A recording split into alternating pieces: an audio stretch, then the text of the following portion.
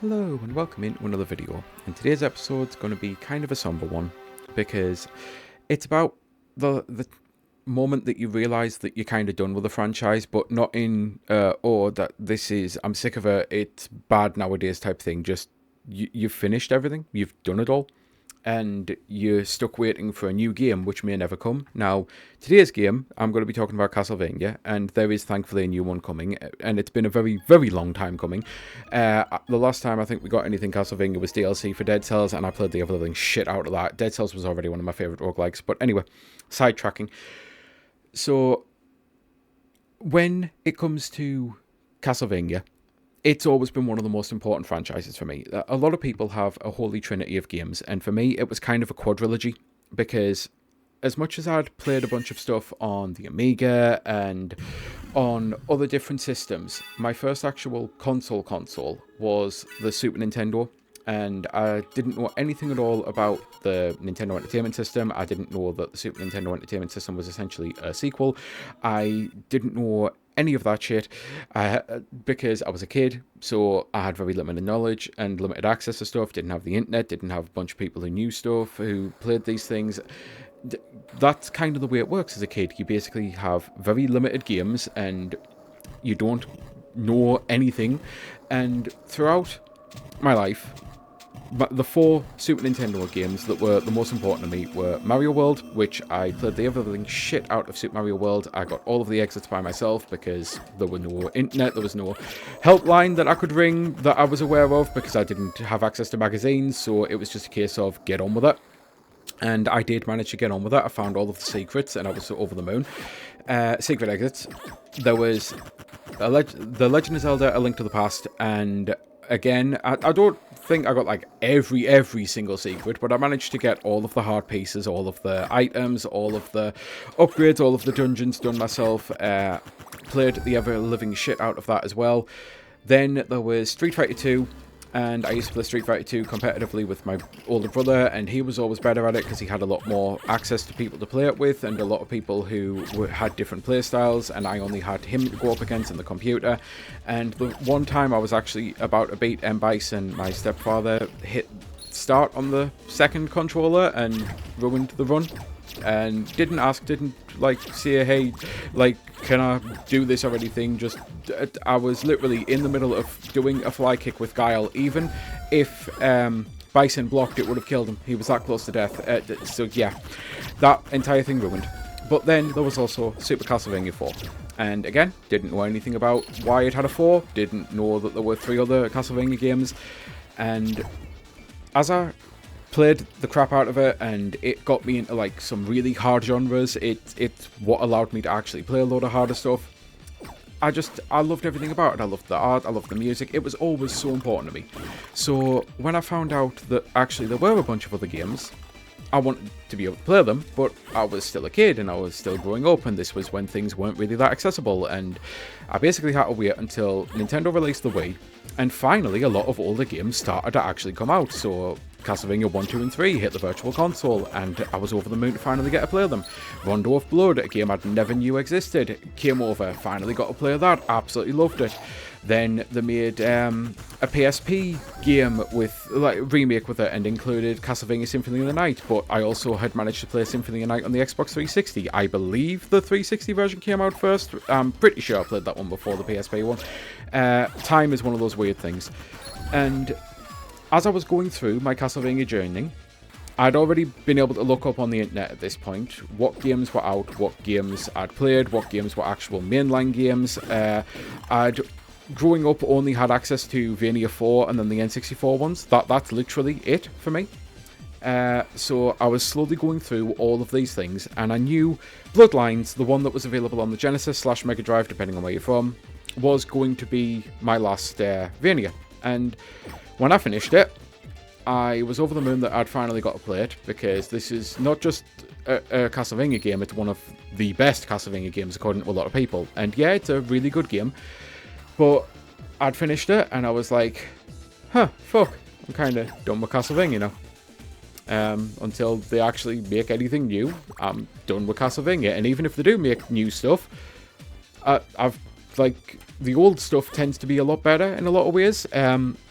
they don't really make classic Castlevanias anymore, and the Metroidvanias, they started to add a bunch of stuff that even that didn't really feel that much like Castlevania. And don't get me wrong, I absolutely do love the likes of Dawn of Sorrow and Aria of Sorrow and stuff like that, but playing as different characters and essentially collecting a bunch of minions, and like it's all a bunch of stuff that I just don't really feel Castlevania was about. And it's like you do need to iterate, you do need to add stuff. And again, I do love these games. I did play the fuck out of them anyway. I'm not complaining about them. I'm just saying there's something about old classic Castlevania, and when I finished Bloodlines, I was absolutely wounded because, yeah, there was nothing for me left anymore. So cut to the fact that I've been desperate to replay Symphony of the Night, and it was never made available on the PC, annoyingly so.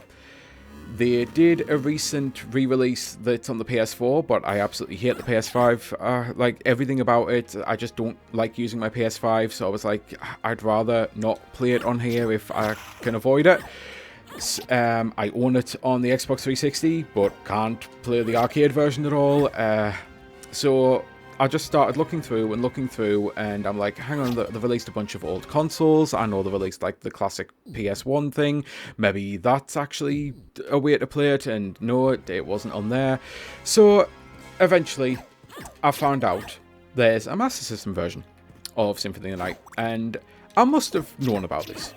There's no way I avoided it completely, but the Master System was kind of a non-issue here.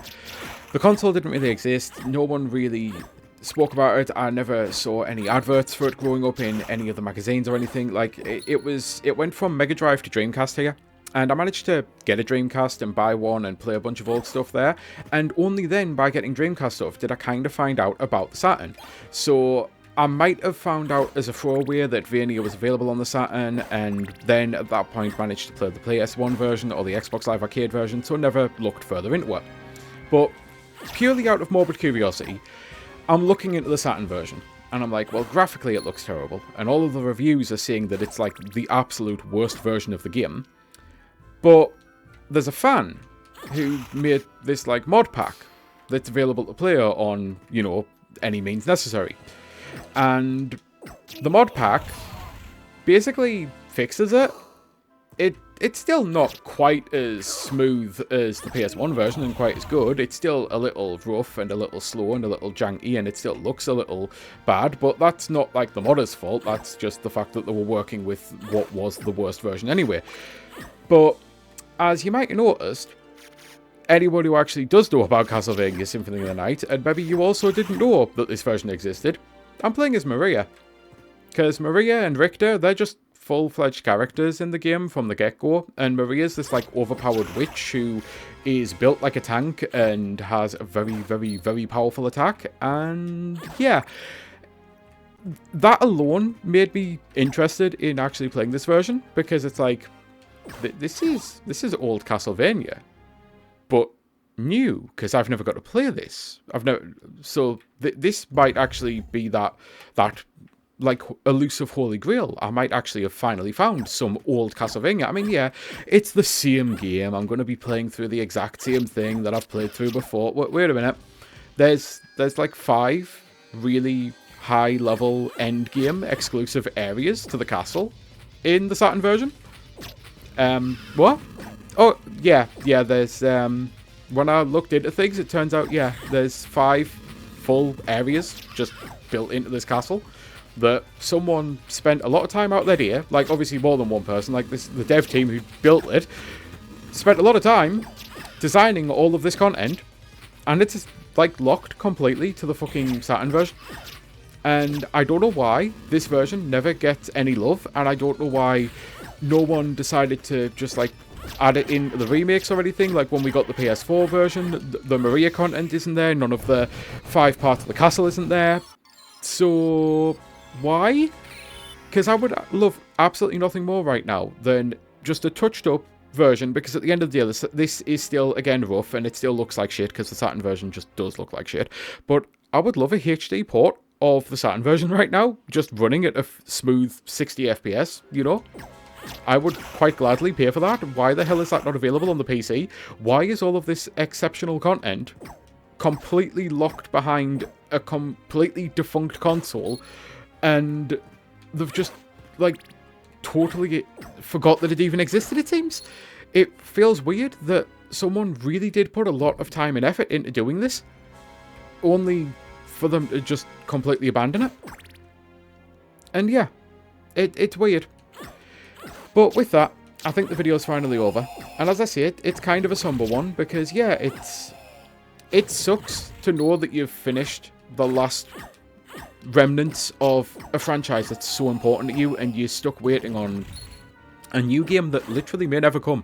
I mean, I don't think any Castlevania fan out there was ever actually expecting another one, and then suddenly, finally, it happened, and I can't wait for it. It's coming out, I think, later this year, and yeah, I'm really hyped for it.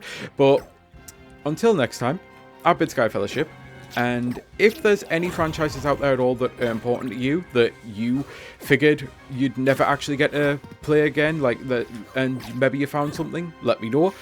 Maybe it could be something as simple as you grew up loving Final Fantasy and you never really got to play Final Fantasy, other than the one that you played, which maybe that was Final Fantasy 3, which is technically 6, and the Game Boy Advance version of 6 has extra dungeons or something, or maybe you were able to go through and finally play 1, 2, 3, 4, and 5 and be so happy that you'd finally played them, but now you are officially done with all of the 2D Final Fantasies, you know. Maybe it could be something as simple as that, but let me know. And until next time, I truly do hope you have a great rest of your day. Right, bye!